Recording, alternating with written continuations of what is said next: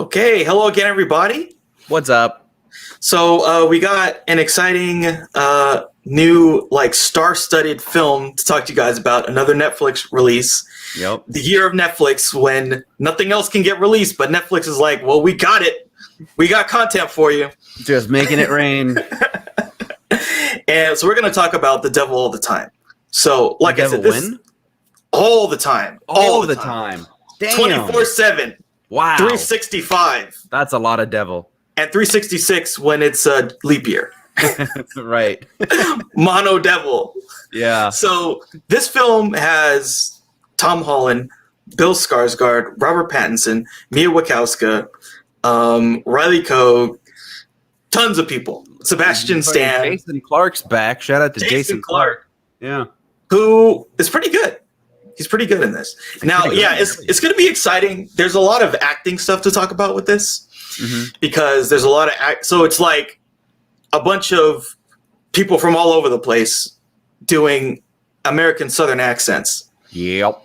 And other regional accents. So that'll be fun to talk about. Praise the Lord. Yeah, pass the ammunition. So yeah, and I think we maybe briefly talked a little bit about this film last time, like what we had heard about it. There was sort of a mixed critical consensus about it. And so, yeah, but like, at least from what I've seen, the people that I've sort of follow, there seems to be a generally pretty positive reaction to it. Yeah, I think based on what I said last time, it flew in and met precisely those expectations. Like it didn't go above or below it. Yeah. I think I knew what to expect. Yeah. Yeah. So yeah. All right. Let's, I guess, get into the film. So let's do it. This film. So it opens on this guy. He's Willard Russell. He's like a former Marine, and he fought in sort of the Pacific battle. Yeah. And they do this a really cool flashback where he saw this other soldier, American soldier, get crucified. And that was a really kind of, I think, visually striking scene. Like you see the guy and he's like burned. He was like immolated or something, and then they had crucified him there, and then him and the other Marines come, and then Willard shoots him in the head. Yeah, they put him out of his misery. But yeah, like again, from the jump, we're getting this religious imagery and stuff. Yeah, well, before that, I wanted to at least mention the way that this movie started. I don't know what it is. I cannot put my finger on it. But from the very moment after all of the logos come up and all of the titles come up, and it goes to a black screen for a few seconds, and in my heart of hearts, I was like, someone is going to open up with a narration. It's going to be voiceover narration. And then it was. And then it was like, oh, let me tell you the story. And I was like, okay, so this movie is just par for the course, just all the way through. This is going to be absolutely nothing special about this to me. That's a personal thing. So then within 3 minutes of that, we're in a flashback within a flashback. So I thought right off the bat, it's like, Jesus Christ, like there's a lot to cover. Like this is based on a novel, right? So like this movie has a lot of ground to cover. Because I was looking at this cast, I was like, how the hell? Like this is a pretty big cast. Like how are they going to distribute that? And they did their best, honestly. So yeah, like by the time we even get to the cross, which is off the jump, we've already seen like the guy and his son, and they're going to pray and this and that, and then the narration's like, well, when he can't, when he goes to pray in front of a cross, the only thing he can remember is the thing in the war, and then like boom, we're in the war. Yeah. So like there's layers to it. Yeah, because they set up this idea that again, they're part of a very religious society, but Willard has these negative thoughts about like religion and praying in general because of what he experienced in the war. Like, so he automatically has this sort of skepticism, I guess you could say, where he's like, look, I've seen the worst shit imaginable, and there was nothing stopping or saving me or other people from this. So at that point, he's sort of skeptical, and but it's pointed out through the the voiceover, which is like, I don't know, probably not the best. Well, that's what I thought too. I was like, oh, okay, so this guy's like he's disillusioned with religion, and then because the movie again has to cover so much ground, later on he's like all about religion, and he's like, "You're going to pray," or "No, God damn it, you're going to pray," and it's like. There's just that we can talk about that later, but like there's just so much happening with these characters that I feel like these characters don't like organically get to develop any of these things. We're just told like now he's doing this and now he's doing that and now he was feeling this, you know. Yeah, so I don't know, whatever. Keep going. Yeah, the voiceover is a very contentious point. Mm-hmm. I mean, I've seen a lot of people. I think I didn't hate it. But I would say that 90% of it was bad, was useless. I understand. Yeah, I understand why it was there. And quick aside, I guess I rewatched just for funsies. I guess I rewatched David Lynch's Dune last week, and last time I had seen that was like 15 years ago or whatever. Yeah, I forgot how bad and how like over the top the voiceover was in that movie. But because for that movie, they made the movie and then the producers were like, what the fuck is going on? And so they were like, every time someone speaks, it's like, you would get what that person is thinking in that moment. And this movie did that. This movie did that. This movie was like, well, in this movie, she was thinking this and that. And then she was going to do this, but she decided to do this instead. So like, that was like a weird parallel just in my own life. I was just like, well, these movies are made 30, 40 years apart and we're still using narration the same way. This really reminds me of so this is probably one of the greatest and funniest uses of voiceover narration was in the film adaptation. Mm-hmm. And, we talked about Charlie Kaufman. Yeah. So his character goes to a seminar run by, I believe it was Robert McKee, which is like one of the screenwriting gurus. And this fucking hilarious thing, he goes on a rant about how bad voiceover is. Mm-hmm. He's like, you could never use it ever. Yep. It is terrible. God help you if you use it in your movie. Yep. And the rest of the movie, there's no voiceover. Yeah. But like Charlie Kaufman is actually pretty good at doing voiceover in his films. But the problem is that is a like high level of difficulty type of thing to pull off. Exactly. It is very easy to do it wrong. Mm-hmm. And it is very hard to do it right. But when you do it right, it actually adds something. Like Apocalypse Now, like it's great. I mean, every Martin Scorsese movie ever. Yeah. Like there's ways to do it. Well, not all of them, but Casino, Goodfellas, the Irishman, those are good. Yeah, it's interesting because those are also based on novels for the most part, and there's a lot to cover, but it doesn't feel like it's just not explicitly telling you what they're feeling because you haven't had time to like get to that point with the character like normally most of the time. But I understand it in this movie. Like I'm not trying to hate on it. I understand why it's there because there is so much to cover. There's like 3 or 4 decades of stuff that happens in this movie, and it's just in that it's the same length as Dune.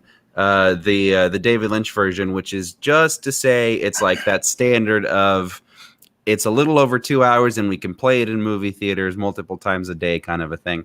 Yes. Yeah.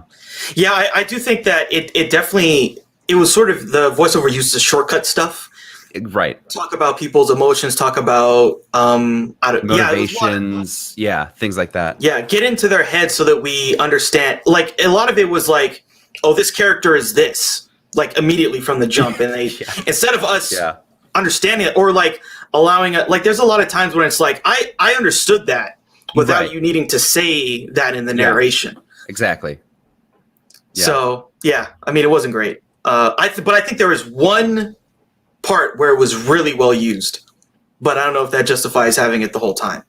But yeah.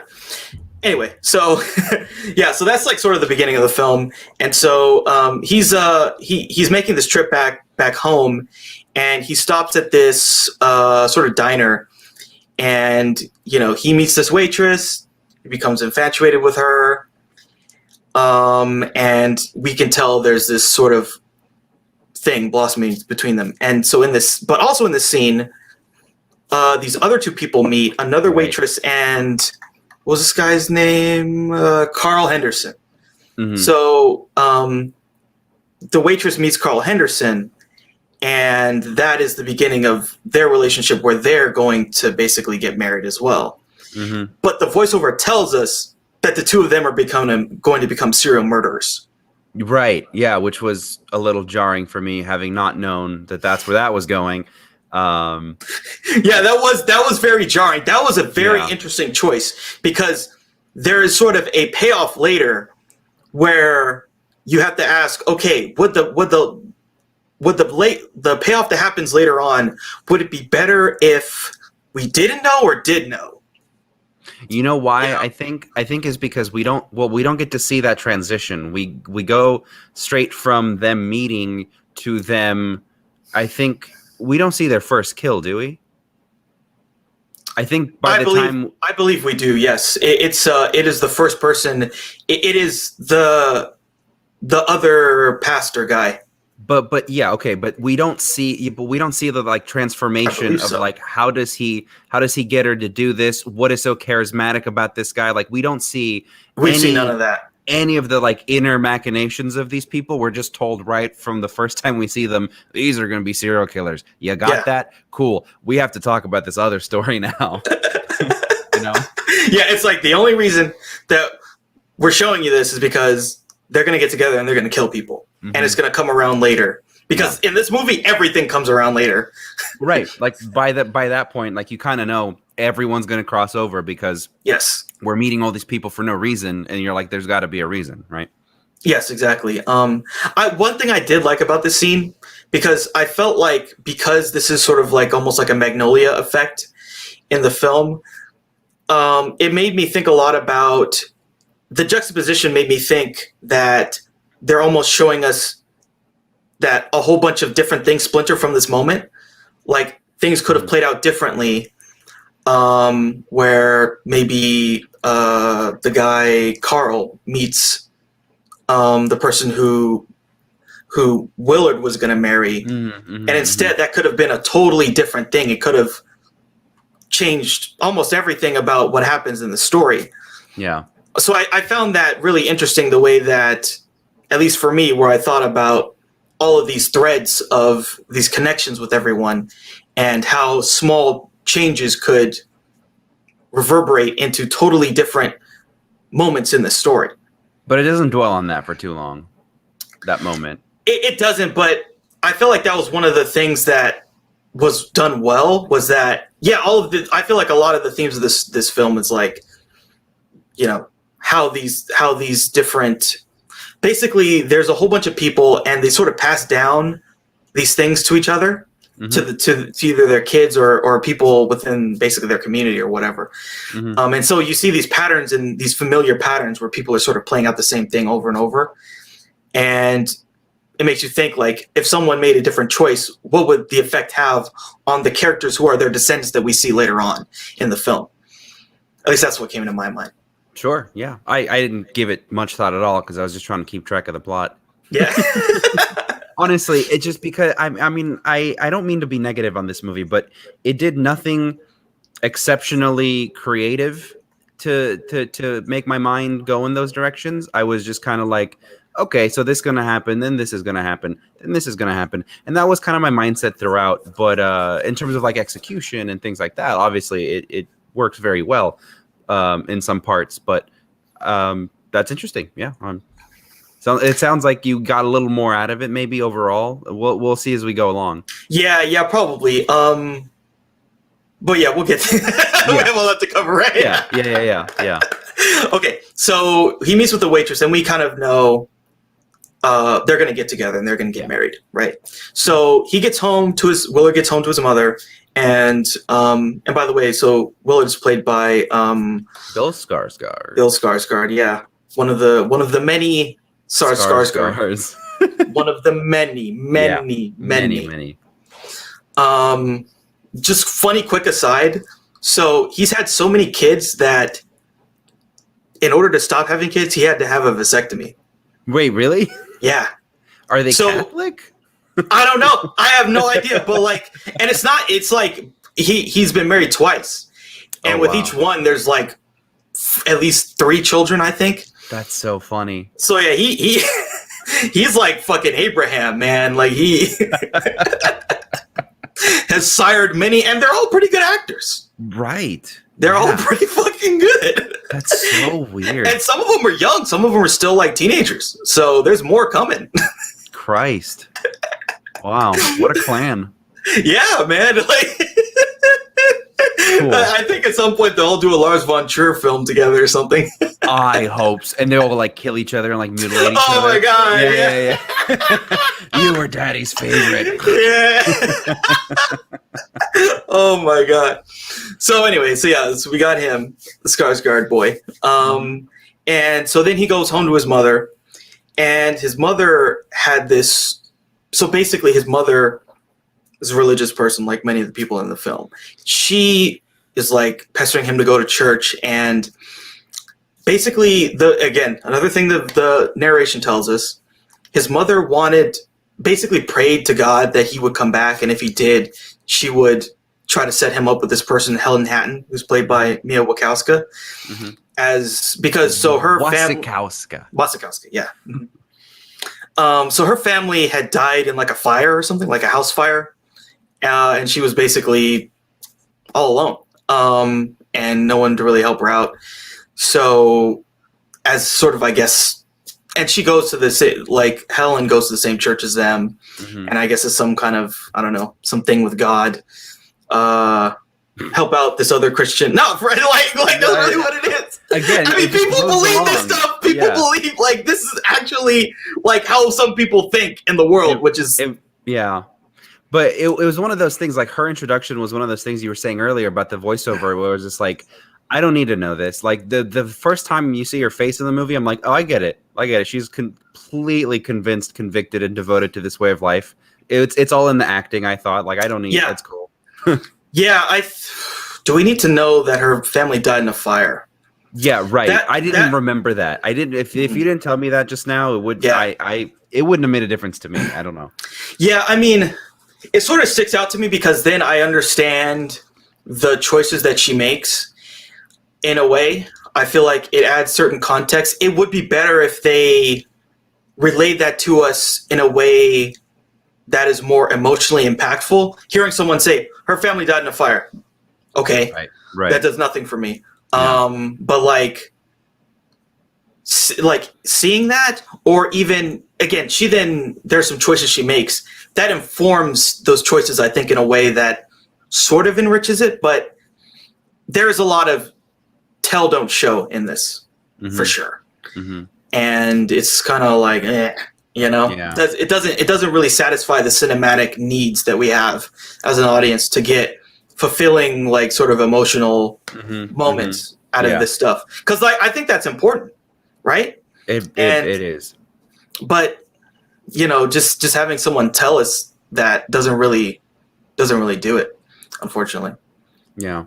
But Helen and Willard not going to be a thing. Helen becomes infatuated with this evangelical preacher, Roy Lafferty. Yep. And we get the scene with Lafferty where him and his brother, who's like disabled, do this, the typical evangelical stuff. I hate this a lot because I have a very, very, very, like, my family is a very religious family. So I have that background, obviously not backwoods, yee-haw, the Lord will provide kind of a thing. But in every movie ever made, it is depicted the same exact way. There's no nuance to it in any way, shape, or form. The guy comes out and he's screaming, "The Lord will deliver us," and he's screaming like, "You're all gonna go to hell unless you repent." Like, I get it, and you have to make a strong impact for that character because that is his character. Yeah. But I see it in every movie ever. That's not, I guess. Like, I can't think of a movie off the top of my head that like gives an honest effort at kind of like getting to the nuance of these people and what they believe and why they believe what they believe. Oh, you mean like the preacher character? The preacher characters in specific, yeah. Like, I can't think of anything, but this movie makes no such effort. This movie is just like, that's the character and you're not going to question it kind of a thing. And it's fine, but it's like, it's a caricature. is what I'm trying to get at. For me, Yes, it's like for sure. it's a total caricature, and it just pissed me off more than it did anything. Like because you're probably going to mention it, but the guy basically comes out and he's doing this routine and he's like, I'm afraid of spiders, ladies and gentlemen. And then, he pulls out a jar of spiders. He's like, but the Lord, the Lord will get you through anything. And now he's cured me or whatever. And now I'm not afraid of spiders no more. And then he like dumps the jar of spiders on his head, which comes back later. But again, like even that is like not shocking to me because I have seen that before in movies and people that are like this convicted about that kind of stuff. So like to me, I was just like they could have cut that scene off 15 seconds in, but I understand why they did it for the purpose of this movie and the characters. But like I was just so bored by that kind of representation that I was out. So for me, what I guess I didn't mind about it was that I felt like they were using this setup. Like this is the first time we've seen like what the religious sort of context they're trying to show us and create is. Mm-hmm. And I think what they're doing, like there's a lot of thematic stuff going on here. There's a lot of stuff with religion and I don't know. I'm trying to think of the best way to put it because so we'll get into it later. So Willard does not marry Helen. So Willard's mom wanted him to do that because she made a promise with God. Yeah, and in the end, to keep it in the family kind of a thing. But in the end, that he ends up marrying this woman Charlotte, who he met at the diner, and that sort of leads to a fatalistic thing for both of them. Mm-hmm. I think that her doing that was sort of like a genuine, faithful thing to do. Mm-hmm. And so I think this movie, what it's trying to do is say there is sort of a genuine faith thing. Path. Yeah. Sure. Yeah. There are people who have genuine faith. Yeah. And then there's guys like Roy Lafferty, and we're going to see some other preachers later on who are the frauds. Mm-hmm. And they're not really able to, they're either doing it, they're trying to do it for some, like we'll talk about what Roy is into. And then there's the Robert Pattinson character and what he's into. There's frauds. Well, they're both frauds, but one of them knows that they're frauds and the other one doesn't. That's the thing. Like Roy does not know he's a fraud. As far as he's concerned, God will fucking deliver him from anything. Yeah. I think that I don't think the movie shows us like a second where he cracks in his faith at all. Oh no, they do. Yeah, there's a moment where he does for sure. For Roy? Yeah, 100%. We'll talk about it. Maybe I wasn't paying attention. But yeah, I think that that's what they're trying to juxtapose. And so if you think about it in the end, when we come full circle, there's a lot of people who make choices that sort of have a negative impact on themselves and a lot of society. Mm-hmm. And there's a lot of people who didn't like, it's almost, I feel like they're sort of, I don't know if it's making the case or whatever, but if the mom had told him like, hey, I made this thing with God and I need you to pay it forward because I think it's important. So you need to marry Helen. We could have been on a totally different path in this story. Mm-hmm. And I feel like that kind of connected with me. That made sense to me. And it is sort of where they're trying to go, I think, thematically with the religion in the film. Because, definitely Roy is he's a caricature. And so is the Robert Pattinson character we'll get to later. He's sort of a caricature too-ish in a way. No, listen, all the story stuff that you're talking about is phenomenal. And I get it. And it's all in the story. But that's probably all coming from the book. The problems that I'm having this entire way is the way that it's delivered through the film, and it didn't do it for me because the analysis that's in there, it's very valuable and very good, and I think it's correct. The people who are genuinely sticking to their faith and they believe like I made a pact with God, this and that, keep everyone together. Like I get that, it's powerful, but that's in the book. It's, and for the movie, it's just kind of, I feel like it just glosses over so much. It does a little bit. It requires you to do that thinking, and it doesn't like really, because it's just telling you the whole time. Mm-hmm. It's just plot details for the most part, really. Even the voiceover narration, it gives you some character stuff, but for the most part, it's just let's keep this moving. Yeah, and I don't mind that it wants me to do the work but I think that the narrative doesn't transpose us through the narrative well enough is the problem. I think that's what. Yeah. Yeah, it's sort of underselling the strengths in a way. Exactly. Yeah. Yeah. Okay. So yeah, Helen is infatuated with Roy, and they get married. I believe they get married. Yeah. Yes. So Willard meets again with Charlotte, the waitress, and the two of them get married, and they have a child who's Arvin. Yep. Arvin. So then later we get this scene where Arvin's sort of, I don't know, 8, 9 or something, and they're out. I think they were praying, and then some guys were like just fucking talking shit about Charlotte, something like that. Some like hunters or something. Oh yeah. And so then Willard goes with Arvin. They find these guys, and Willard fucking beats the shit out of both. Just beats their asses. And that's going to come up later because, again, another thing that the voiceover tells us is that this is a very important moment for Arvin. It's very... Yeah. It's so ham-handed and ham-fisted or whatever you want to say, and it's fine. But it was weird to me that the narrator would tell us this is Arvin's favorite memory with his father, is his best day of his fucking life, and then later that day, spoilers, his mom dies. Later that same day, and I'm like, well, which is it? Cancer. Is this the best day of his life, or is this the day that he found out his mom has cancer? Yeah, I mean, but I think I understand it was for the father side. Yeah, I get it. But I think you could kind of make a case that saying it's important, but again, we don't.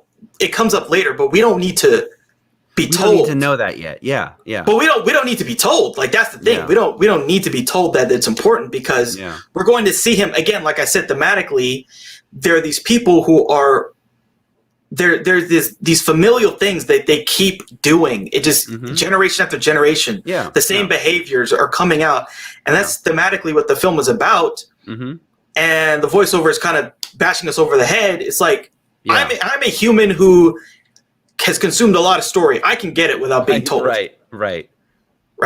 Yeah. And it's almost better if you just get it and you're not told it because then you feel like, okay, I understand where the artists are coming from. I understand what they're trying to communicate to me. We're in sync.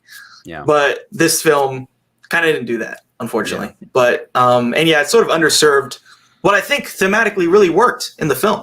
I think so. Personally. I think that's the best stuff that worked. The cycle of violence thing, the whole family, this guy begets that guy who is the same guy. Like, I get it. Yeah. Yeah. Or these people who are related who are like when we get to the sheriff. The sheriff is the brother of this serial killer. And what does that Does this sound confusing? What does that mean? It's because it is. And it's because this movie, God bless it, does a very good job of getting us all of these details.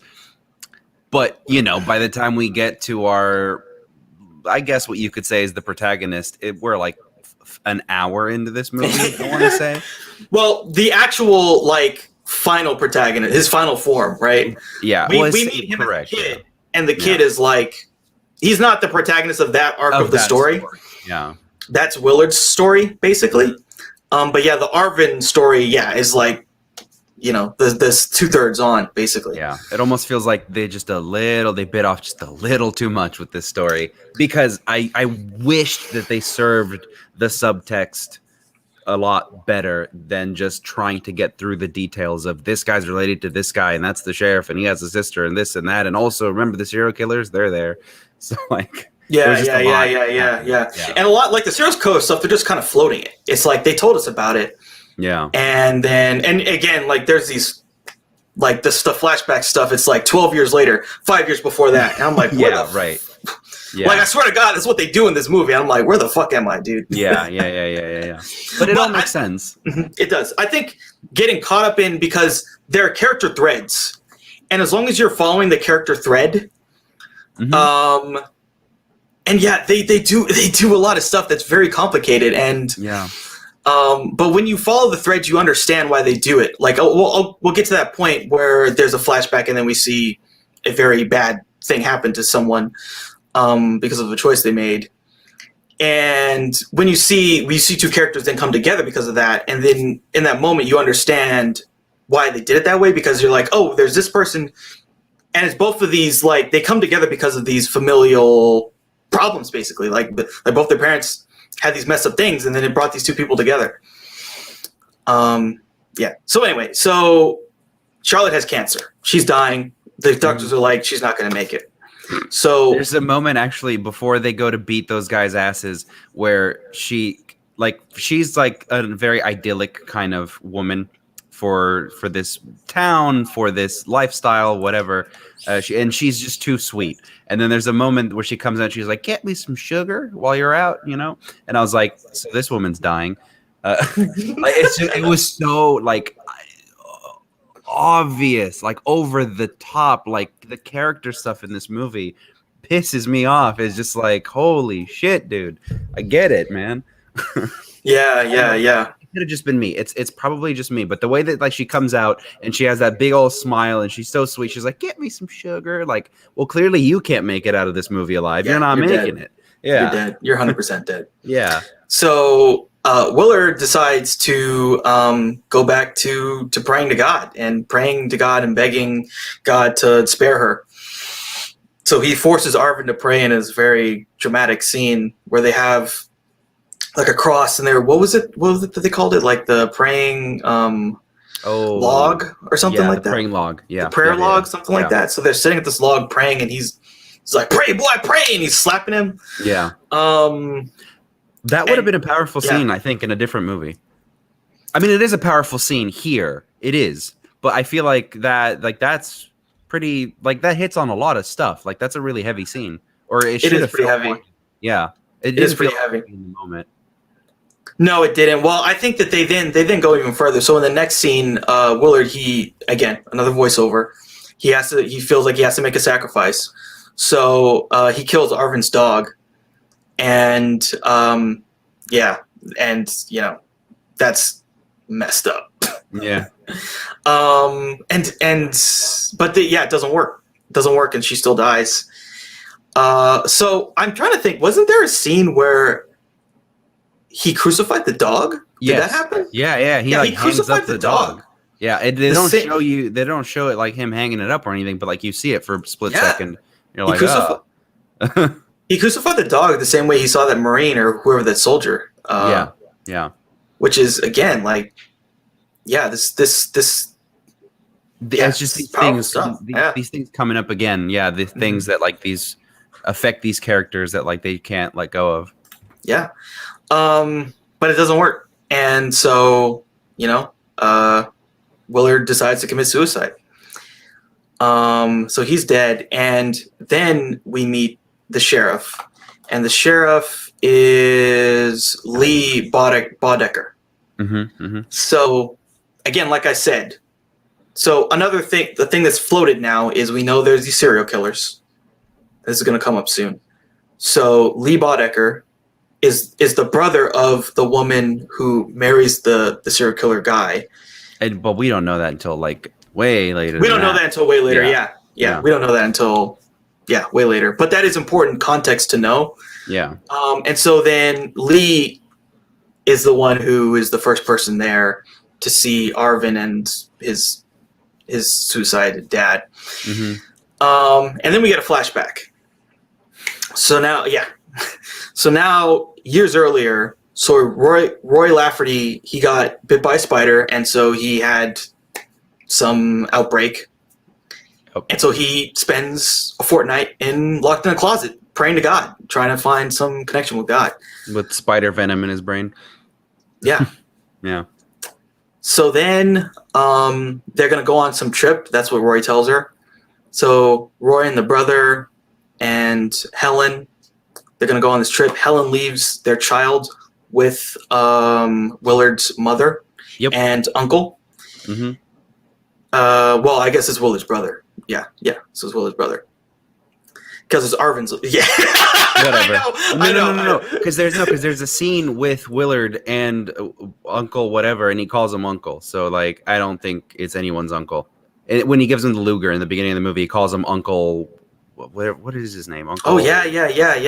Like I don't think he's anyone's uncle. He's just a like guy. a guy. Yeah, he's just a guy. Yeah, that's probably true. But yeah, like anyway, very confusing. So they leave the child with them. Mm-hmm.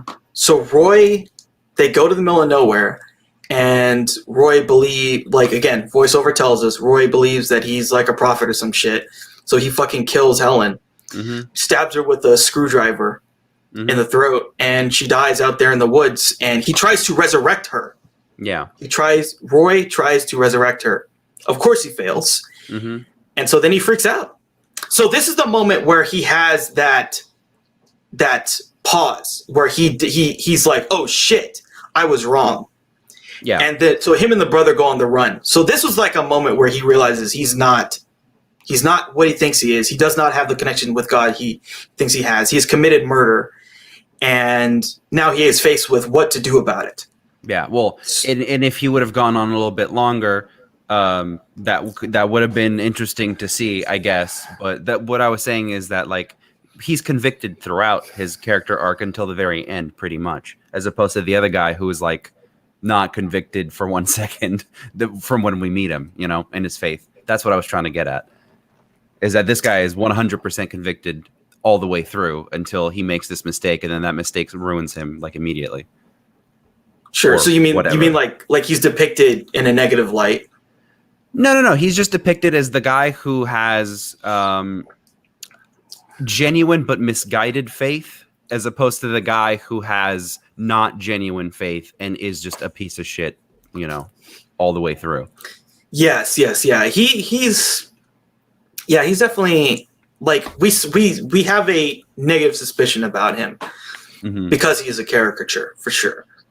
Although I think this stuff where he has these moments, there is a bit more to the character because so they go on the run, and at some point he basically like him and his brother deciding what to do. So his brother's like, you know, you got to go on the run, man. We got to just get the hell out of here. And Roy basically can't do it, and so I'm pretty sure he tries to go back to town in order to pretty much, I guess, you know, confess or something. Yeah, and say like, hey, I did it. I'm sorry. You know, God told me to do it, but it didn't work out. And in a interesting turn of fate, he runs into Carl and Sandy Henderson. Yeah, who are the serial killers. And I believe this is their first murder. I believe so. I think. I'm not sure. I don't know. I think so. And so, yeah, so they pick him up, and they so Carl is in some weird cuck fetish shit. Like he's like, oh yeah, go have sex with my wife, and I'm gonna take some pictures of you guys. Yeah. And so that's the thing. Take pictures, do these weird positions with my wife, then I shoot you in the head. So Roy refuses to do it. Yeah. We see some shots of some guys later on that they don't just kill them. They maim them and mutilate them sometimes. Yeah. Yeah. It's some bad stuff. So yeah, Carl blows Roy's freaking head off and he dies. Well, because Roy won't do it. Roy won't do it. Yeah. Yeah, because he's still convicted in his faith. Good for him. Yeah. This was again the turn where we understand that he's misplaced and misguided, but he is genuine. Yeah, exactly. That's what I'm trying to say. There's good preachers and there's bad preachers. Yeah. Yeah. But yeah, the false prophet stuff that's a bit bridge too far, probably. Yeah. Well, I think underneath all of this, the author is trying to say that there's just there's subtle undertones in the story of just I think religion's not I can't think of anything that's redeemable about religion the way that it's depicted in this movie, other than some of the family stuff, other than the family unit and the values there. Or the values that it brings to keeping people together that way. because other than that, like it's incredibly condemning. I feel like. Yeah, I mean, I think it is. I think it is pretty condemning. I think the religious. So I almost think that a lot of what it does is it shows that religion has a lot of power, and it has a lot of power for these different people for different reasons. Mm-hmm. And the thing about it is, like, there's a lot of people that get preyed upon because they have a spiritual need. Yeah. And I don't think it really condemns the people who have the need, but it definitely condemns the people who take advantage of that. Yeah. Yeah. That's at least what I see. And it's almost like that's the tragedy of it, is that we meet all these characters who are put into these pretty bad situations for no fault of their own. And religion is this thing that gives them some type of solace. But because there are these people that are misguided or predators, they get taken advantage of. Yeah, I mean, in a way, I mean, it corrupts enough people to where it ruins everybody else's life who's just trying to follow the path, I guess. Yeah, but I don't think it condemns the believers, all of them. It just not the believers, no. But just I think the idea of it as a whole is just saying that it can be corrupted and it will always be corrupted. You know. Yeah, probably. So it's kind of a downer in that sense. Yeah, it's a bit of a downer for sure. Yeah. Although, the question is, in the end, does justice get served? But it doesn't matter. Thou shalt not kill. Sure. Yeah. So then we go forward again. So Arvin is going to go to live with his grandmother, and Lenora was the daughter of Roy and Helen. Mm-hmm. So now they're living together. They're both orphans, and so this is sort of like the culmination of this part of the story arc, right? Yeah. We now have these two people that are together who have been orphaned from their family because it's really interesting. And this was the thing that to me really works, is like they were almost fated. So they become brother and sister, but it's almost like the story is telling us they were fated to be brother and sister. But in this version of the universe, it's in a fucked up way because there could have been a world where Helen and Willard were together and a lot of this shit doesn't happen. Mm-hmm. But they become sort of orphaned brother and sister because some people, their parents made wrong choices that are not even, it's not their fault. It's just their parents, his dad wanted to marry Charlotte, who's going to get cancer and die. Nothing they can do about that. And her mother, who has no family, needs some kind of religious thing. And guess what? She meets this fucking crazy guy, Roy. There is something they could have done about that. Follow God's plan. It's true. Maybe Grandma should have told Willard, maybe, you gotta marry her. Grandma's like the most correct character in this whole story. She is. Yeah. I mean, she's the one who skates out of this, but there's a lot of mess up things that happen. Right. Around her. She skates out of it, but like her entire clan is ruined. Yeah, it's ruined. Totally ruined. So then we flash forward again to 1965. It's Arvin's birthday, and his uncle gives him the German Luger that his dad gave. Well, the uncle, whoever the hell this guy is. Yeah. They call him uncle, but I don't know who the fuck this guy is. Whoever this guy is. Anyway, so he gives him the Luger, and of course, right, Chekhov's gun. Yeah, lay cycle of violence continues. Chekhov's gun. Who's going to get killed with this gun is the question, right? Right. Or how many? So yeah, and then there's like a whole bunch of more exposition. Arvin and Lenora like is picked on by these fucking dicks at school for some reason. Right, and then we get to see him go and kick those guys' asses in the same way that his daddy kicked the asses of the guys. He finds them one by one. He just beats the shit out of them. Yeah, It's pretty satisfying. Puts a bag over their head. They put a bag over Lenora's head, so he puts a bag over their head. It was pretty satisfying, yeah. Yeah. And again, so this is again the thing that the film does really well, showing us how the characters, so Lenora and Arvin, are just like their parents. They may not know it, but Lenora's like her mother and Arvin's like her dad, like his dad. Yeah. And so we see Lenora, she prays at her mother's grave like often. Mm-hmm. And we can see that she has the same religious tendencies that her mom did.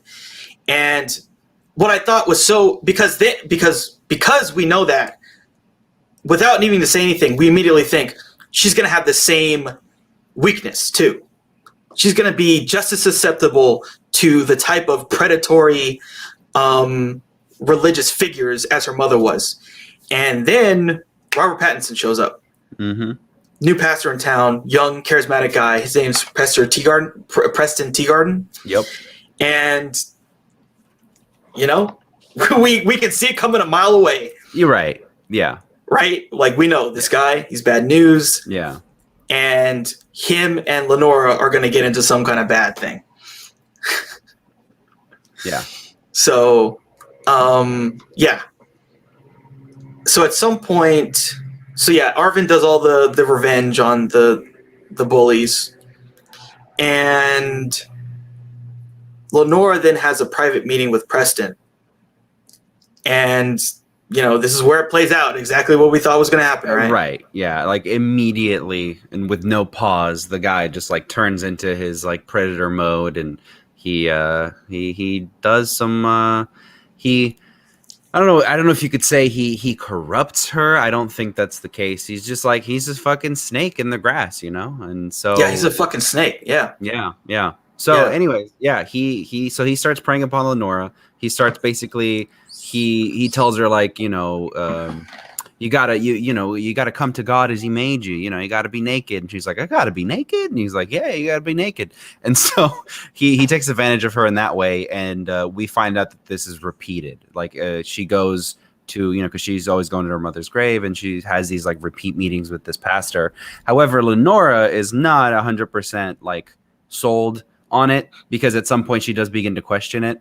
Yes. And she goes to him, and because like while he's spitting all of this bullshit, he's like, well, you don't remember like the thing that we did? And he's like, I don't know what you're talking about. Is God's plan. I don't know what you're talking about. Kind of so I believe that's how it plays out, is that she has these questions about these encounters, and he's basically like unable to answer them and just tells her to go away. Well, what happens is that she becomes pregnant. And she's like, I haven't had sex with anyone else other than you. He's like, oh, I couldn't have done it. Blah, blah, blah. You're crazy. This is his shtick, right? Yeah. Because he's just like, he just finds the weak ones and he just preys on them. Mm-hmm. And that sends her spiraling. Mm-hmm. Yeah. So that sort of, and then that story arc gets sort of resolved later, tragically. So then... Let me see what else happened. Yeah, so then we get some more stuff with Lee the sheriff. So when we first met him, he was trying to become sheriff. He has now been elected sheriff. Mm-hmm. And the town is corrupt. There's this bar in town that has like prostitutes or whatever, stuff like that.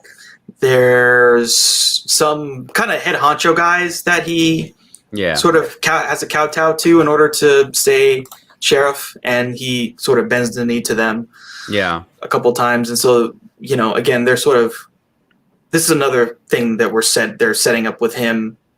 I think this is the point. Isn't this a point where we learn that Sandy and him are brother and sister? I think. Yeah. Well, I think it was a little before this, because he goes to visit her. And she, it's done in that exposition-y film way of like, how you doing, little sister? Like, okay, cool. Now we know. And then she replies she replies big brother, and it's like, okay, so this is real. Yeah, thank you movie. Yeah. I almost feel like that would be better if that was just fucking done with voiceover. Yeah, right? That's true. That's funny, right? If they just picked and chose different things. Yeah. Because the whole point of that scene, the thing that really mattered was that he then gets keyed onto the fact that him and the husband and her are into some weird shit. She drops a photo. He takes the photo, and he's like, he thinks it's prostitution, but which it is, because she's also a prostitute, turns out. Which is why he goes back to that bar. And basically the mob guy tells him like, listen, you can't fuck around with my businesses, because these are my businesses, and you want to be sheriff, right? Kind of a thing. So. Yeah, that guy, and I forget that guy's name, but he's like the actor, like this guy is like all-star of character actor. Like he's been character actor in so many movies. Oh.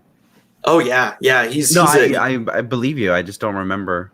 Yeah, I mean, last year he was in like 3 big movies too. He was in the Will Smith movie that bombed.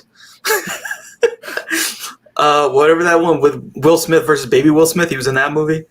Yeah. Yeah, he's been in a bunch of movies. So yeah, he's like again, the cast is great in this movie. Oh yeah. The cast is really good. So yeah, and then later on, so we see Sandy meet with Lee, and then we see the Hendersons do another killing, and so they pick up this guy who's like an army private, and they go and we see them do their thing. They take him out there. He's like, oh yeah, let's take some pictures, blah blah blah, and then next thing he's dead, and then we get a whole bunch of expositionary voiceover that explains why Carl does this stuff. Carl says, oh, well, the voiceover says it's the only way he can feel like he's in the presence of God. And so... Right. Okay. Yeah. Again, more of the religious stuff, right? Mm-hmm. Painting another false prophet. I think the reason this is driving me so insane, or this movie drove me insane, is that there's so much to talk about with all of these religious subtexts, and the movie just doesn't have time for it. It just does not have time to really explore any of these characters. Yeah, yeah. That was my main problem, is that it's like it gets brought up, and then the plot has to keep moving, kind of a thing. Yeah, totally. And it's funny because I think I said when we were talking about the Charlie Kaufman movie, I said like, that is not a plot-driven movie, and that requires you to do a lot of work on your own. This movie's the exact opposite of that, but it has so much subtext to let you do the work on your own. It just doesn't let you do any of the work on your own. It just says, this is what this character's feeling. This is why they are the way they are. This is the shit that happens to them. And that, dry and cut. So for me, I didn't like that at all. Yeah. Yeah. Yeah, it's definitely a weakness of the film. Because you're right, the text is so there. But there's a lot there. But how much is that the film's fault? Because I think it's directed incredibly. Like, I think that for how much story they had to get through, they did a admirable job. I think. I don't think it's their fault 100%. I just think they chose material that is just way too much for one movie, or a movie that's not 3 or 4 hours. Yeah, I was thinking, like, if you did a 3-hour kind of movie, maybe we could get all of it. Maybe if they did a mini series of this, it could have been really, really cool. Yeah, for sure. I don't know. The material feels. I feel like this is like a really good case to be made for like what is adaptation in film. Because this is really one where I feel like I wouldn't have chosen this I wouldn't have chosen to adapt this, even if I was all the way from the top to like the bottom. If I was a producer, or if I was like a filmmaker, I wouldn't have chosen to tackle this.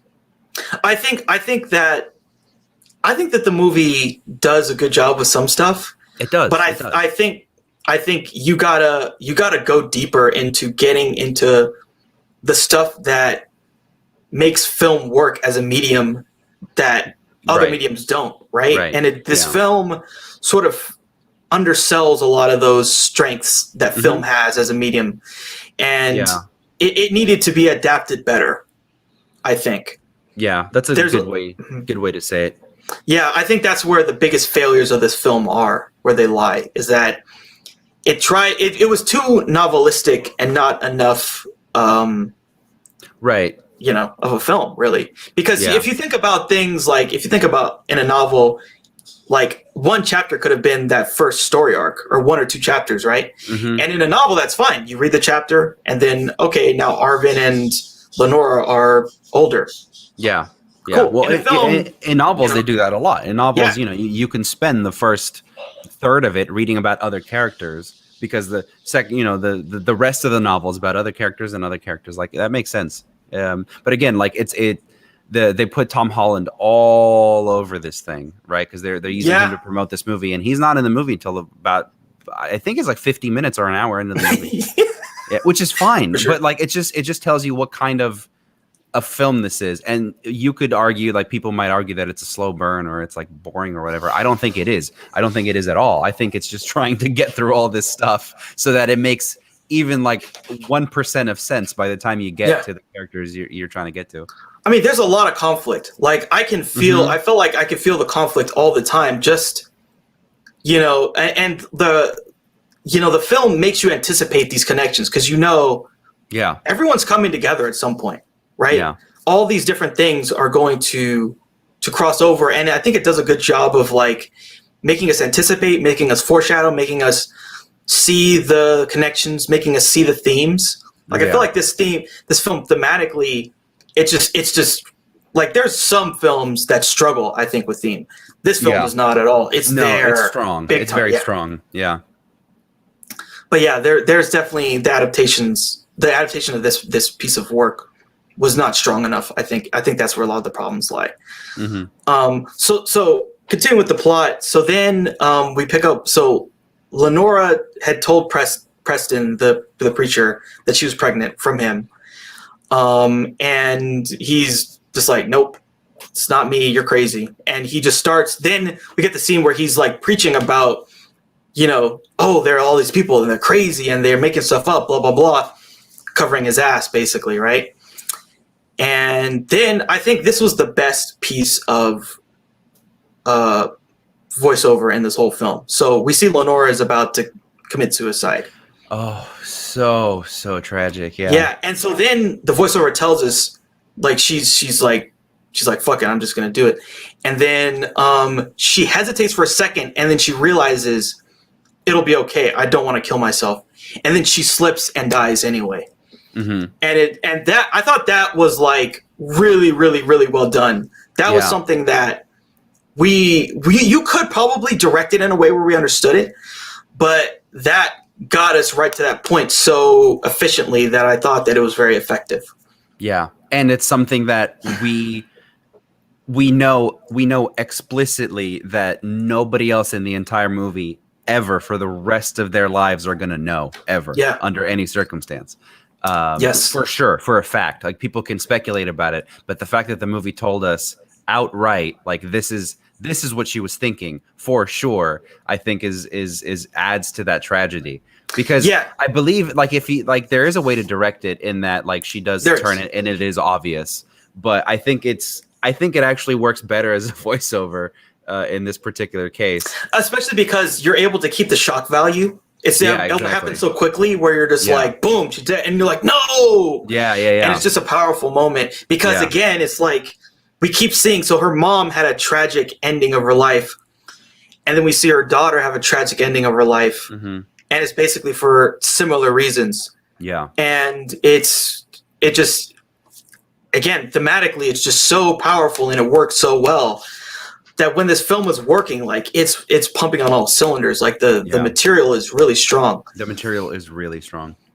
And of course, this Arvin is just like messed up by it. I don't know if this gets brought up in the film. It might, but another sort of tragic thing is like, the way that the church teaches stuff with people who commit suicide. Like there's no salvation for you. Oh, thank you for bringing that up. I forgot about that. That was another one of those moments that, resonated with me, having background of like a lot of like knowing how you're supposed to, knowing the thought process of religious people basically is what I'm trying to say. That is a real thing that like the suicide equals you go to hell automatically. Like there's no way out of it.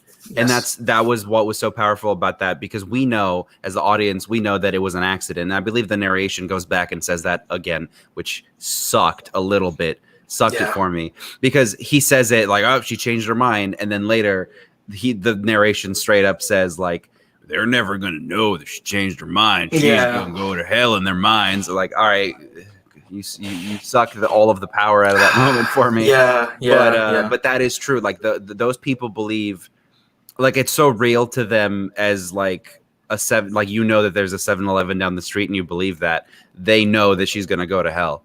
Like they know that in their being, and so that was really tragic. Yeah, and that's so tragic because like she's a genuinely religious person who this meant something to her, and the fact that she can't get any real spiritual resolution in her afterlife from people, it's another tragedy on top of it. And yeah, it's just like that whole moment is so good. Yeah. So powerful. And so then later, this police officer tells Arvin that she was pregnant, and he's, again, blown away by it. So I forget exactly how it comes up, but at some point, I think Arvin basically, he suspects Preston, and then he starts trailing. At some point, he starts following Preston, seeing what he does. But we don't see him follow him, right? We don't, but we get these very POV-ish shots. Yeah, that confused the hell out of me. That confused the shit out of me. I thought it was incredibly poorly done, because what it does is we're told, so Arvin gets this information, and then we get some disconnected, like very voyeuristic shots of Preston. He gets blown by someone. We don't know it's his wife. Okay, it could be, it's framed in a way that it's in his house and whatever. But like, I didn't fucking get it. That's a shit way to do it. It's a shit way to do it, because 10 minutes later, when they have the confrontation and Arvin is again, like when you say it out loud, it makes sense, because Arvin is basically telling the story of what we just saw, and we find out, oh, Arvin's been the one trailing him. But I think it disconnected those shots, those scenes of Preston doing his stuff made no sense to me. Yeah, it's a little disjointed. It connected to me because look, again, this film, like, you can see everything coming, I think. Yes. And so, but I think that's good, because that's it. The whole film is serving the theme. And so the plot stuff, us knowing it, I don't think it totally matters, because it wants us to know it, because it's like, see, this is the, it's reinforcing its theme, and the fact that we know it because we know what happened with Arvin's dad, and we saw him get the gun. And so, and then there was like the first time Arvin sees Preston, and they go to the church with him. He doesn't like Preston at all from the jump. And again, we all feel it coming. He's going to kill him. He's going to kill him. So that's why, to me, I was like, I knew it was him trailing him. I knew that was his point of view watching him. Okay. And it was just him needing to confirm, like, putting the pieces together. Oh, this guy is bad. He's a predator. And I have to do this. I have to kill him. I have to get revenge. So in my mind, at least. I didn't see it that way. And I'll tell you why. It's because this movie put me in the plot follow mode. Follow the plot, follow the plot, follow the plot, follow the plot. And then we get something where it tries to be a film for about 5 minutes, where it tries to do something a little out of order, or it just out of the very traditional mode of like shot of Arvin, reverse shot of what he's looking at. It tries to do something different for 5 minutes, and it threw me completely off, because, and I mean, obviously from that moment, like when he gets that information, these guys are gonna show down, like these guys are gonna meet. I just don't think that it connected well. To me, it wasn't obvious. Yeah. It wasn't obvious because, again, this movie put me out of let me think about the themes of this, and it put me more into what's the next piece of information I have to know. And so them just showing me these shots of this guy, granted, they were framed in a way where they were, like they were trying to show you, like, this is him in his house, and this is him back, with another girl, and this is that. Like, I thought it was just more character stuff for Pattinson. But then it turns out this was all like supposed to be POV of this other guy. Yeah. Did not work for me. 0% worked for me. Not at all. Yeah, I feel like this film, for sure, it's definitely one of those kind of love it or hate it. And it could be that didn't make sense to me, but it made sense to somebody else, but something else previously in the movie didn't make sense to them. Yeah. I just feel like there's a lot of those road bumps this movie has. yeah. There's a lot of moments where, they don't totally pull it off. So, and there's a lot of stuff like, I feel like if you connect with the theme, if you connect with the overarching stuff that the ethos that he's trying to get across, I just thought it was so obvious from the very beginning. Like, religious corrupts, people are shit. Okay, what's the rest of the 2 hours going to be about? Like, to me, the theme, honestly, the theme connected. You could argue it didn't, but like, I understood what it was about from the beginning. I was just interested in the plot from that point, basically. And we do get the plot. So what happens? Arvin steps into the church and he's like, preacher, I've sinned. I've done some shit. And then he basically retells this series of shots that we just saw as Arvin saying that this is the stuff that he was doing as a way to like reveal all of the stuff about the preacher to the preacher, which I thought was a pretty cool way. When it comes to like doing revenge, that's a pretty cool way to get revenge on someone, right? You go in under the guise of like, man, I've done some shit, like, tell me about it. And then you give the guy the shit, and he's like uncomfortable. You feed him his shit, like, can I be forgiven for this? Yeah, he gets like all squirmy about it. I like that. Yeah. Yeah, and that was a really good, because like at first he's like just thinking of just shooting him in the head and killing him. Right. But then he has this hesitation, and then he, relays this stuff, and then he blows him away. He does it. He kills him, and then he goes on the run, and he gets in his car. What's gonna happen? He's on the road, and we immediately know. We know what's going to happen. We know, right? We know what's going to happen. Yeah. But, that was, I don't know, for me, that was satisfying. Because now at this point, what I'm thinking about now is that there's a whole bunch of threads of people. And this is another thing that for me, there's sort of a thematic element, is like, is there justice in this world? Right? Is what he did really wrong? Is what Arvin did really wrong? Or is it a just killing? That's a questionable thing. And so for me, I was thinking, okay, I think that the film's going to answer that question in the next series of events that's going to happen. So now we know that Arvin is setting himself up into a trap. The Hendersons pick him up. We know what's going to happen. They're going to try and kill him. Arvin spots Carl's gun. And so now there's like, there's an even more heightened tension, because now he knows that he's in danger and he's going to kind of make a move. And, at some point they stop, and then, they basically get into a shootout. Arvin shoots and kills Carl, and then Sandy pulls a gun on him, and they both pull the trigger at the same time. And we just see Sandy die. We see her get shot and she's dying. And then the film does like a flashback and a voiceover. The voiceover tells us that Carl put blanks in Sandy's gun. And I didn't need to know that voiceover. Yeah. Thanks. Well, I actually think that one is slightly justified, because then you would think it's some kind of Pulp Fiction shit, right? It's like, why didn't he die? Yeah. But that might be even better, because then it's like, did God intervene? Right? We would have, if we just saw that happen, we would have no idea. It's a choice. No idea. It's a choice, because at any other point during the Carl Sandy storyline, they could have just had 2 or 3 shots in there showing that he replaces her bullets, right? It's just the way that they chose to do it through the flashback and the voiceover. That's just like a little weird.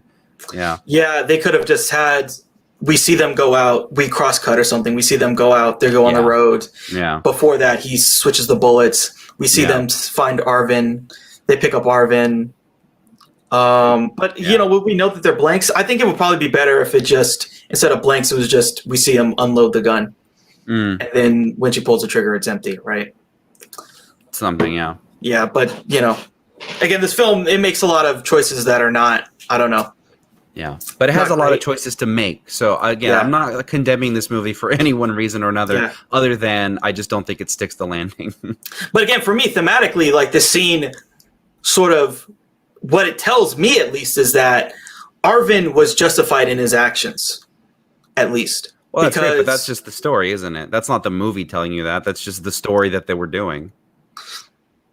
Well, but every story, like that's a choice. Like they could have just both died there. They could have both died. I know, no, but I'm saying that's in the book. Like that's not. I'm not ready to give the movie credit for explaining or paying off this wonderful, amazing theme if it's not the story that they came up with, right? That they're still adapting. I would disagree with that. I think they're both pieces of text, and you have to sort of. I mean, you can't say, well, you know, right? It's like, well, you know, in The Godfather, like I'm not going to give him credit for that scene in the in the diner because it's in the book. I mean, both of them are affected, right? We have to judge each one on its own merits. I think personally. Yeah. So at least for me, that sort of worked because it's like they're kind of pushing Arvin through the rest of these other characters that have had these, you know, again, and the Hendersons killed Lenora's mom, which is why she was an orphan. And so again, now it's unraveling all this stuff, and it's sort of resolving itself. All of the different threads are coming together and resolving themselves. And this is another way that we've resolved this thread of these fucked up people, and they sort of, I guess, in the end, get their just desserts, right? Mm-hmm. Yeah. So then Arvin continues to go on the run, and then he hitches a ride, and then he goes back to knock 'em stiff. To knock 'em stiff, which is great name for a town. Great fucking name. Yeah. Great fucking name. So he goes back to knock 'em stiff. He goes there. I forget why he went there, but it was some kind of, you know, I don't know, make penance or something. Yeah, go back to, you know, the place where his father and mother died, something like that. Yeah, and it's like he go back to the prayer log. I don't know. The prayer log. Yeah, go back to the prayer log. Pretty much, I think that's the reason why. Yeah. And Lee, the sheriff. So another thing that happened was Lee, the sheriff, he knocks off all the criminal, all the mob people. Yeah, all the mob people. He knocks them off. Cool. He kills them all. One guy blows him in the back of the head, kind of Godfather style, with the wrapping the towel around a gun. Exactly. Yeah, classic. And then the other guy, he's on the phone. And he just blows him away.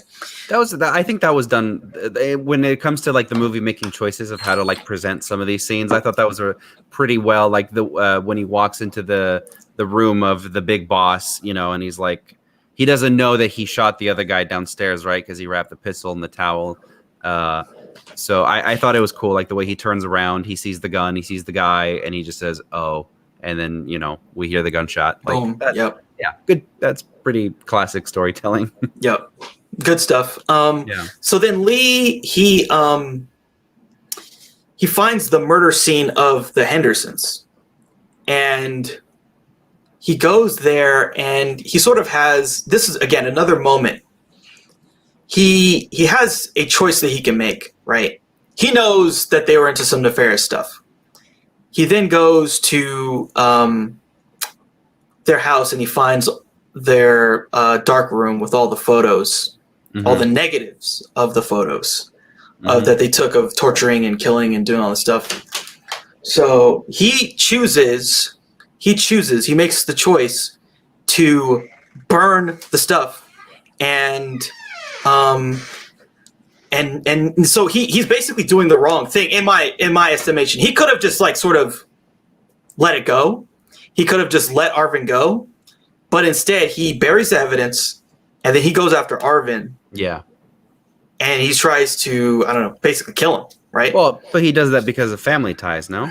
Is there any other reason he does it?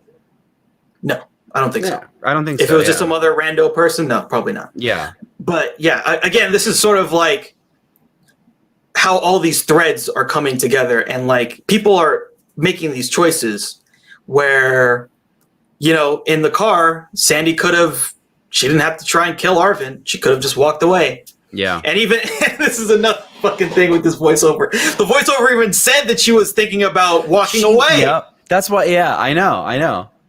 When you said that, I was like, wait a minute, isn't that in the movie? It's because it was a voiceover. They planted the idea in my head. The voiceover tells you she's thinking of walking away. Yeah. But yeah, I mean, these things kind of, for me, they work. But I could see how someone would be like, fucking movie, don't tell me that. Yeah. Or don't tell me that like that, right? Because it makes still these choices that are a lot of them hit a little bit too on the nose. Mm-hmm. But I think what they're trying to get at is that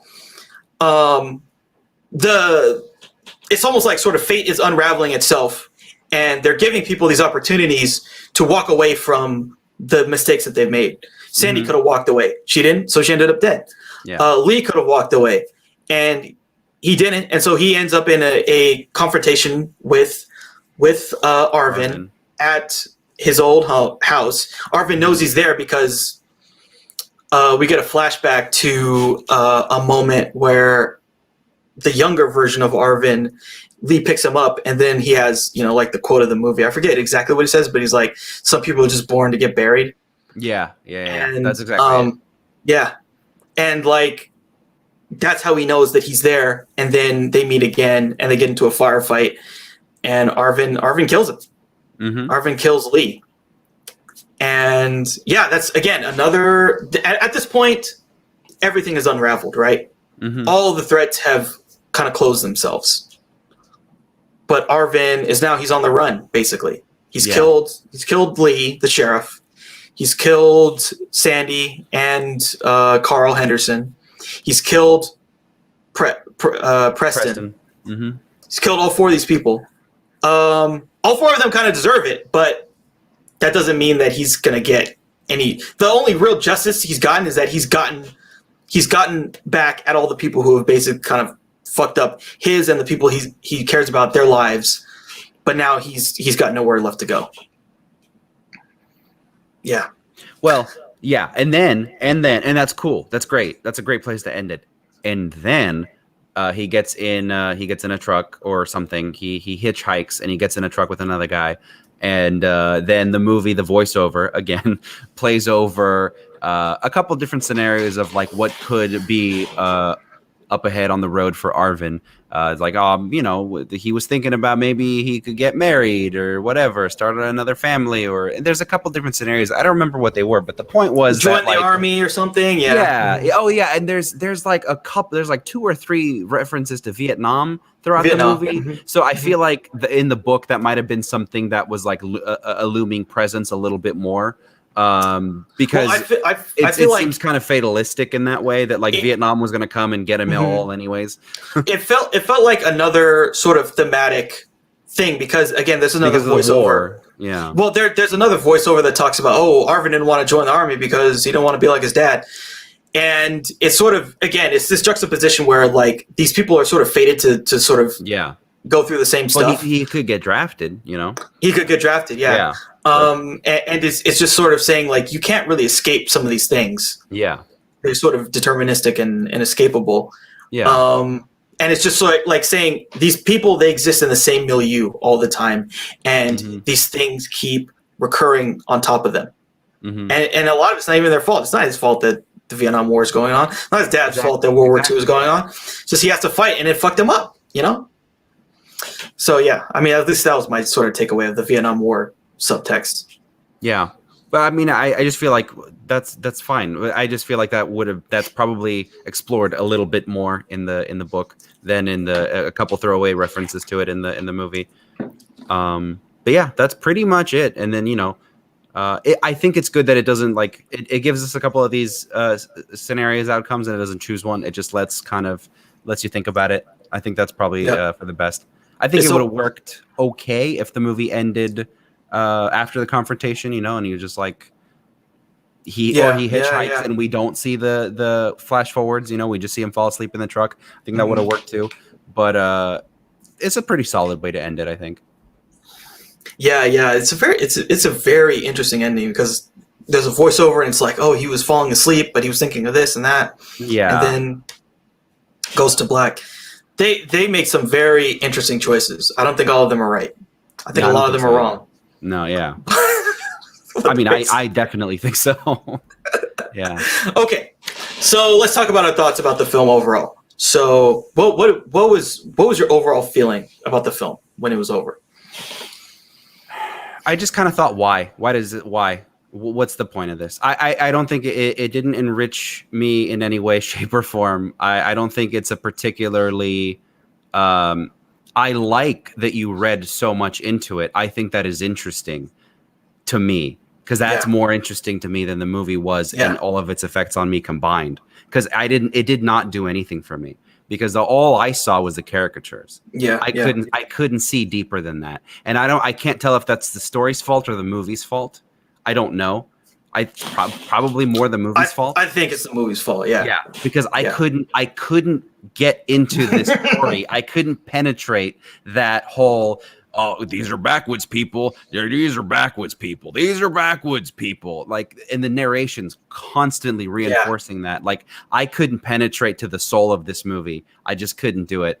And I just thought, just the way that it's told, this movie, I don't think it makes a lot of choices, but I don't think it does anything out of the ordinary for like a single second. I think it's just very par for the course. I think it's just kind of, it's just like I think I said, my expectation going into it was just like, it's not going to be high art and it's not going to be garbage. It's just going to be somewhere in the middle. And I think that's pretty much how it plays out. It's just, it feels like one of those, I don't want to say run of the mill, but it feels like one of those Netflix movies that want to feel more important than they are.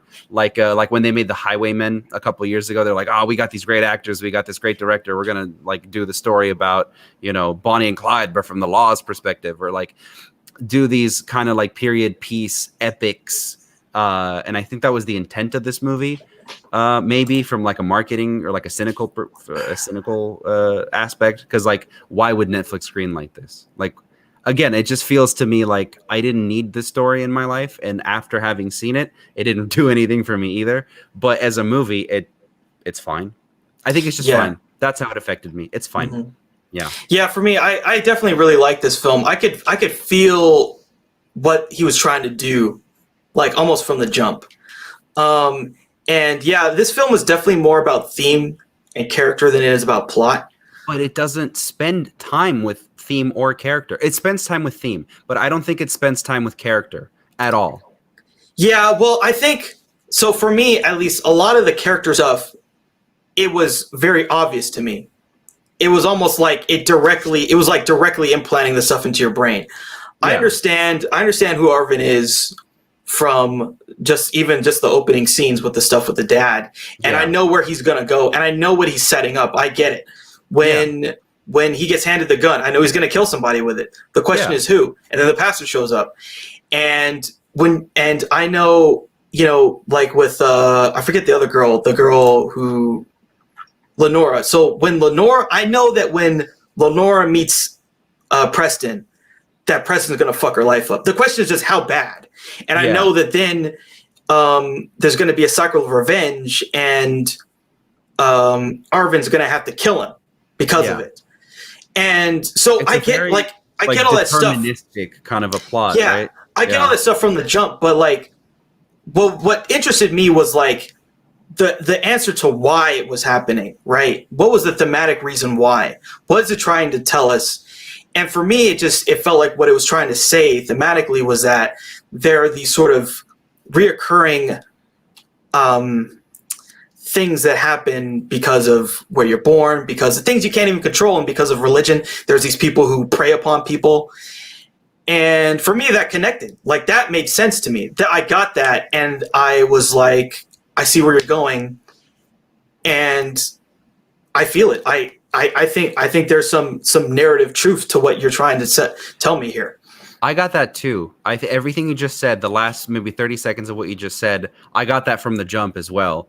My question was, okay, and because it seems very obvious to me. I think everything this movie puts down is incredibly obvious. Down, not just from like the way that the plot progresses, but like the theme itself of like, yes, these people are born into certain situations. There are certain situations you can't escape from. There are cycles or patterns that you can't break for one reason or another, or that you could break, but they're just reinforced so heavily by these other things.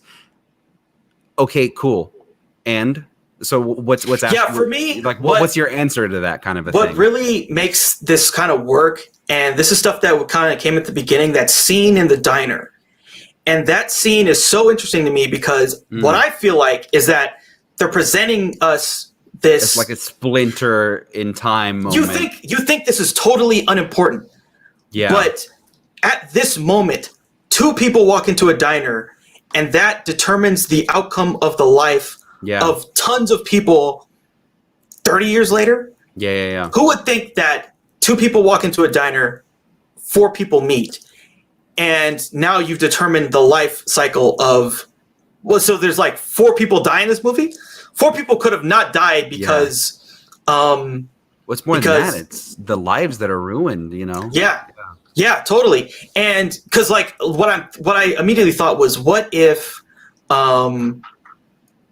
what's the guy's name? What if Carl met Charlotte instead? Right. Are things totally different? Yeah. And so for me, like that, I almost feel like the film is trying to tell me like that. It's trying to tell me that. It's trying to transpose that, and it's transposing like, you know, Arvin and Lenora. They were always going to be brother and sister, but it happened in the most tragic way because of one small thing. Because Willard didn't want to marry Helen. Because he went to this fucking diner because he came. What if he didn't go to the diner? What if he just didn't go? Yeah. Are things totally different then? And so for me, like that's where all of this kind of worked for me. That was another layer thematically that worked. Because I'm just like thinking like, oh, I see all the threads. I see it. And I'm seeing how, because this film does a lot of jumping in time, but you'll see that they keep these character threads pretty linear. If you follow the character thread, you can see they're like this person here, 100%. And then this person here, and then they come together. Because it's all about how people connect together, and how these and the stuff about the potential outcomes. That's something that's not given in the voiceover. That I think is another theme that really worked for me. Where I'm like, I feel like this is where you're trying to get me to go. I wish this movie would have made a different choice, because that voiceover railroads you into only thinking about it one way, which is this deterministic, fatalistic kind of way, which is the way I thought about it, which is why I ended up being so jaded about the whole thing, which is like, no shit. Like, I understand your themes and your plot from the get-go because the narrator told me that this is what's going to happen. And because, you know, these characters are such... I don't want to say they're not all caricatures, but they're very much like set up in a way that like their actions are supposed to be obvious because of the forces at play. And so to me, it was just like, this was always going to end up this way. And then what's your point kind of a thing. And I feel like if it wasn't railroaded so hard, or if there was more time to look at the nuances of some of these things, or some of these forces, really, it could have made me think about it more. But the movie doesn't want you to think, or rather, I think the executives or whoever saw the test screenings of this, the 3-hour version of this, or I'm not saying that exists, but whoever saw, you know, we can only wish. Who knows? Like, that just seems to me like something that like somebody saw this and they said, yeah, pretty good. Add some voiceovers and we'll call it good, you know, and you can release this. I don't know if, or the voiceovers were a choice from the beginning. I don't know what it was. I just think the movie railroads you into just thinking about like the outcomes, and it doesn't do enough to let you kind of think about the whole, I guess, the reasons for some of these things, or at least it didn't for me. There's a lot of railroading for sure. That was probably the stuff that is some of the worst parts of the film. Yeah, I think it hurts it. It definitely hurts it, but it didn't really turn me off, because like, it was almost like, okay, movie, yeah, I get that. I get it. So shut up, movie. Yeah, exactly. But like but what I liked about the fact that they don't bring up the potential possibilities at the diner, because for me, that's what makes the film really, really interesting, is this like seeing how small choices people make in their lives can have dramatically powerful effects on the outcomes of everything. I mean, that was another thing that I saw. I was like, oh my God. It's so interesting that they're juxtaposing, because there's a reason why he did that. There's a reason why the director juxtaposed the idea of the serial killer meeting someone and Willard meeting someone at the same diner at the same time. Because that has to link them in some way by fate. because if things were reversed, everything in this film is different. Everything is different. And it just makes you think about all these little choices that have been made. I feel like the whole film is, and that's basically the first scene of the film.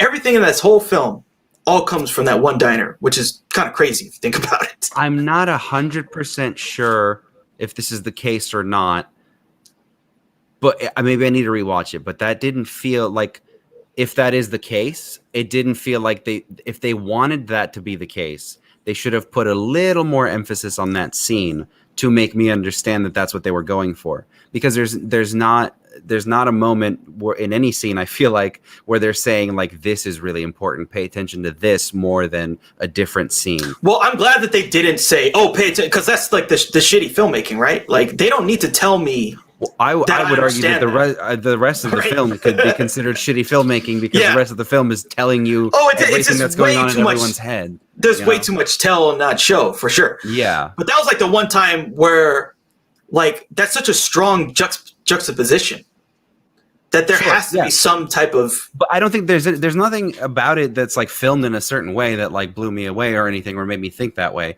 I just feel like that's a good story, and that's a good moment that happens in that story, and it just so happens to have been represented well in the movie, as opposed to, you know, a million of the other things that are or are not. I don't know. I think basically, my general thoughts of this is just, for me, I was turned off instantly by the way that the attitude of like, these are what these people are like, and you're not going to question it, and that forced me, or not forced me, but that just made me not want to care about reading deeper into it, basically, is what it is. And the movie, I don't think, makes any effort to force the viewer, or like entice the viewer into thinking about anything deeper. Or I think that's just my opinion. It's probably my opinion. It just turned me off with the religious stuff, turned me off instantly, because it feels like a caricature, because it is. But and if that is the point, I don't think that they did a good job of like exploring why that is in the first place. They didn't tell me why these people are religious. They just told me that they are because they are, and shut up. And that is what it is, you know?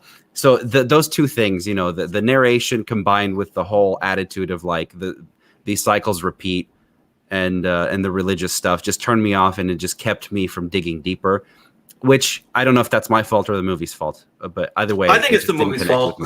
Yeah. No, this movie, for whatever reason, definitely worked for me. Like, there was a lot of stuff that I just really connected with, like, you know, like the stuff with the first pastor, the guy from Harry Potter. Was it Roy? Yeah, it was Roy Lafferty. I mean, that stuff, like I feel like that guy had character. And it's definitely a caricature. Not to me.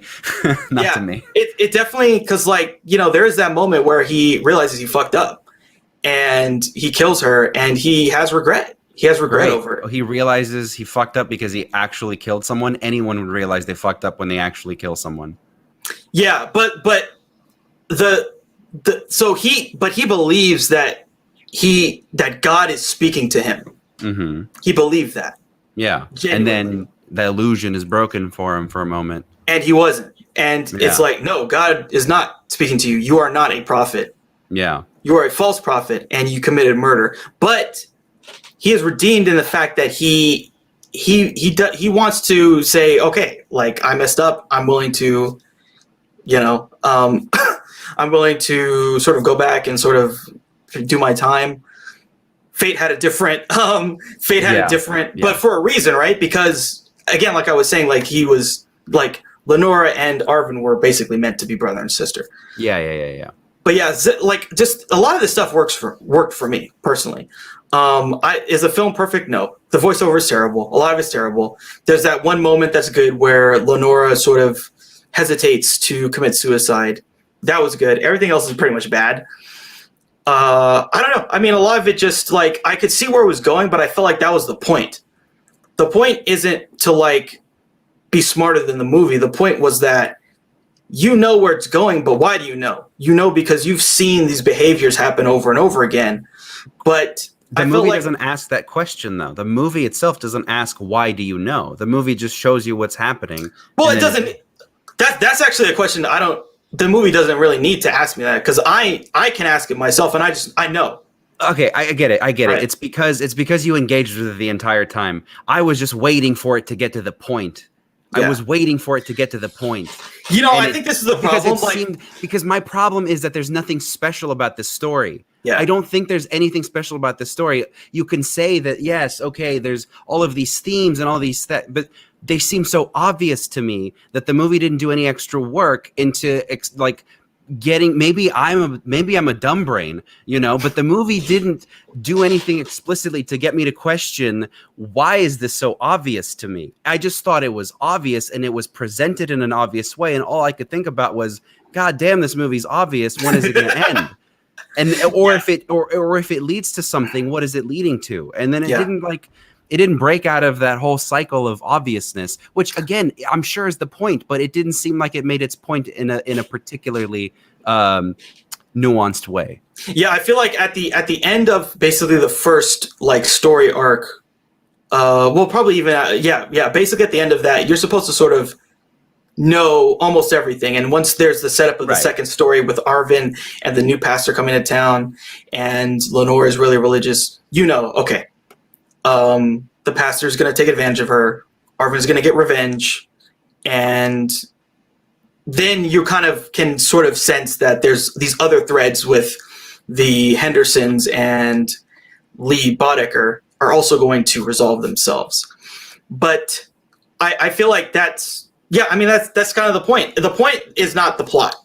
The point is the theme and the characters. The movie just works. It works really hard to make you think that the point is the plot. Yeah, just because of the way it's presented. Yeah. The point is definitely not the plot. I feel like you're supposed to anticipate the plot and then contemplate why you're anticipating it. Yeah. And I feel like the point is that you're supposed to look at the world that these characters are in, and so we have this character Willard, and then we see what he has. Like Willard and Arvin and all these people, they all just exist in the same universe. It's sort of inescapable. Willard went to a war. Yeah. Arvin is like there's Vietnam is raging, and he's almost of military age. Is he going to fight in the war like his dad? He doesn't want to, but maybe he's just going to, like his dad probably didn't want to fight in World War II either, right? Look, I get it. I do think that there is some. This movie's got a lot of problems. It's got a lot. There's some work. Yeah, exactly. There's just some work that needed to be done as to get the viewer a little more invested. Because when you railroad them with the voiceover, and when you tell them, this is what's happening, I just couldn't break out of that mindset of like, why do I care about this story at all? Yeah. Yeah, I don't really think. And it's not a bad story even. It's not a bad story at all. I just couldn't care in the way that it was presented. Yeah. Yeah. No, I can see if you're watching this movie and you care about what's going to happen next in the plot, you're going to be very disappointed. Yeah. For sure. Because the plot is pretty predictable. Even then, like the world of those characters, it didn't really do much for me. It didn't thinking about those things. I think about those things all the time. Again, I had a religious upbringing. This is very obvious shit to me. So maybe that's why it didn't connect with me, because this was all built into me already. This whole fatalistic kind of deterministic cycles of actions or patterns of existing. That's all I get it. I lived it in some sense. What more is there to it just didn't affect me, I guess is the whole thing. Yeah. I mean, this film has a very skewed response to it. Critical response, it does, yeah. It's very love it or hate it. I feel like this is the kind of film, and I think even people I probably like this film more than average, but even I'm there's a lot this movie gets wrong. Right. But for me, I don't think that a lot of that stuff matters, because I can see what I feel like he's trying to do is all theme, and it's all kind of character. And if he fucks up with the narration or the plot sucks, that doesn't really matter to me, because I can feel the theme from the jump, from that scene with the dude who's crucified, and he had to kill him, and it's all of these things are just kind of trickling down. And can I be honest with you? The scene where the guy gets crucified, didn't do anything for me. I didn't think. I thought visually it was very cool. No. Visually, yeah. But I'm just saying, like, for the story, it like to inform that character. Okay, there's a lot of people who have trauma from World War II. What's your fucking point?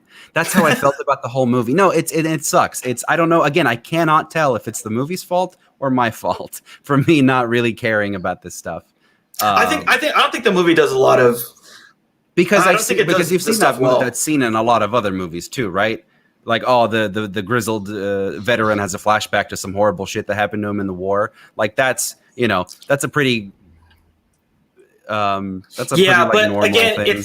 It's not specifically about what he saw, right? Because even he's not even the main protagonist in this film. It's Arvin. It's what did that do to him, and what did that then cycle onto Arvin? I think my problem is that I just didn't care. Yeah. Because it was so obvious. Yeah.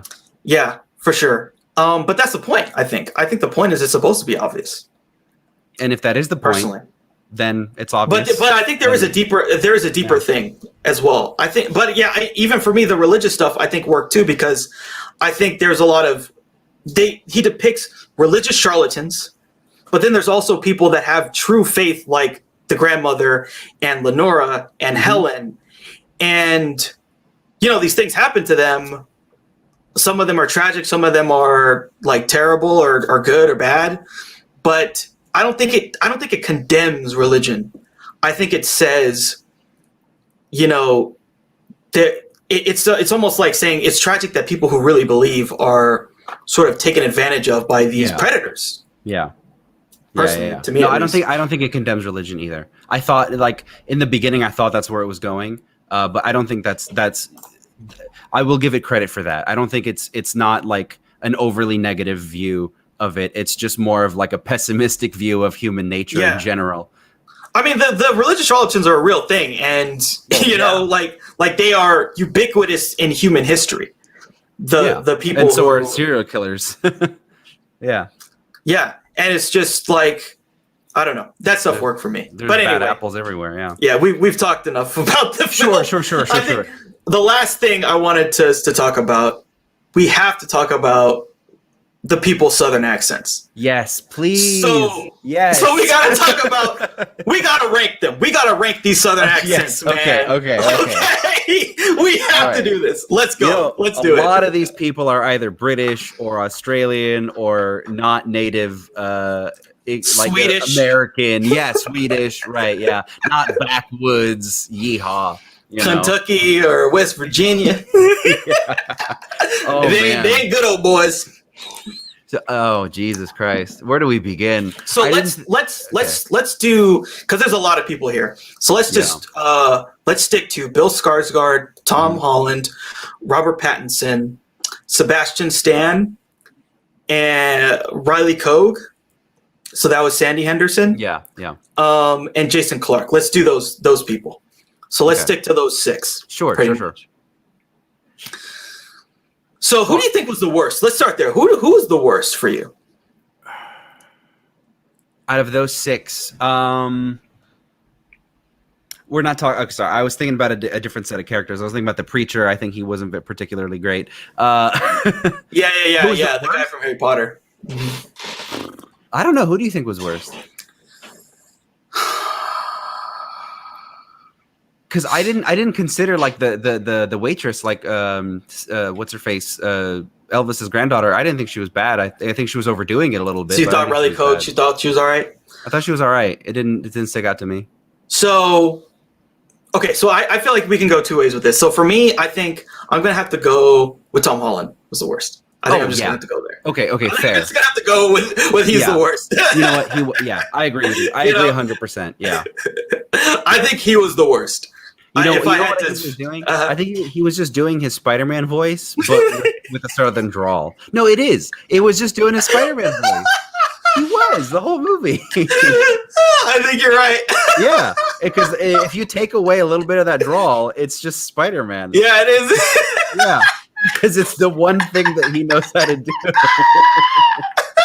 Like, I think his performance is good, but his accent is just Jesus. Yeah, like, how do I do an American accent? I'll just add a yeehaw to it. Add a little yeehaw.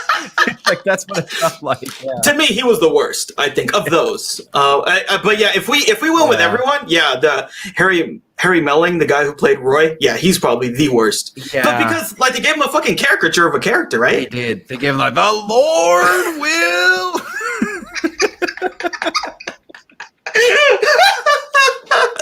Oh my god. Yeah, he was the worst. He was like the worst. But yeah, after that, I think Tom Holland was pretty bad. I think he was pretty bad. After that, I think there's a lot of people that, like you said, they do pretty well. I think. I think so. Maybe after that, Riley Cogue would be the next one. Yeah, who was kind of not perfect. That's fair. Yeah. But okay, so what do you think of Robert Pattinson's? I think so. Like the knee-jerk reaction is to want to hate it and never hear it again. But I think on it, it's like you could crucify me for this, but you already know how I feel about the film and how the film like doesn't necessarily commit to any kind of choice. It just makes choices and moves on because the plot has to move on. I think Robert Pattinson made a fucking choice, and I admire the hell out of that. And I admire that they let him get away with it even more. I think it's terrible. I think you could argue it's the worst. It's by far the worst because he's doing a voice and he's trying to be, slimy and creepy with it. But it worked for me. It worked for me because it's the only thing that injected, and again, this is my opinion, but I think it injected soul into this movie that was previously missing. So that's why I enjoyed it, because this dude's a fucking artist and he just went for it. There's I think I agree with you. Like if we're gonna like be objective, like if I am some person who's like, what are they, the voice coaches or whatever? If you're a voice coach, you listen to that, you're like, what the fuck was he doing, right? Correct. Yeah. But he's creating a character. That's what he does. Yeah. And it's art. He's creating art. Exactly. You know? Yeah. And it's just but this is another thing that I kind of like respect about this movie is the cast is amazing. And you got people like him. He's going for it. He is going for it. Right. Yeah. That's why he does these movies. He's like, I'm going to come up with something in my brain and it's coming out and I'm going with it. Yeah. So I appreciated the hell out of that. Is it a bad accent or a good accent? I have no idea because like I can't tell underneath that character he's created if it's good or bad. I know, it's like there's character, there's voice, then there's more character. It's layered. Yeah, it is. So yeah, I feel like he's right in the middle because he has to be. Yeah, there's no correct answer. Is the accent good? No, but like the character, you can almost kind of believe it because it's so him, you know? Yeah. So yeah, I think, after that, I think Bill Skarsgård did a really good job, actually. I think he did a good job. Yeah. I think Sebastian Stan did a bad job, so I would put him under Robert Pattinson personally. Yeah, I just didn't really buy it. I think he was my favorite one. Okay. My favorite one. I think Jason Clarke did a really good job. I think him and Bill Skarsgård stood out to me as being good, personally. So those would be like my 1 and 2. Yeah, no, Jason Clarke's up there for sure. Like because he's not in the movie much, but he is so consistent. He's so good in this movie. Yeah. Yeah, he's really strong in it. Yeah, like you said, he's not in it a lot, but he's really strong. Really strong in this. And can we talk about for a second while we're talking about actors, like a lot of the cast gained weight for this? Maybe. Really?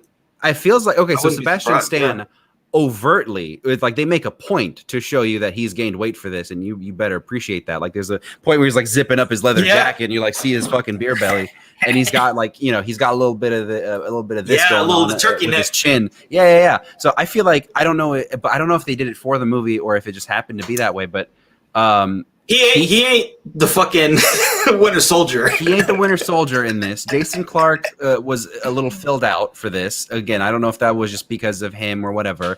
What's her name? Haley Reid, I think. The Charlotte, or is it Charlotte? The wife? No, not Charlotte. Yes, Charlotte. The wife. She was Haley Bennett. Yeah, Haley Bennett. Yeah, like in her other movies where she's always playing the damsel in distress or some kind of like supermodel.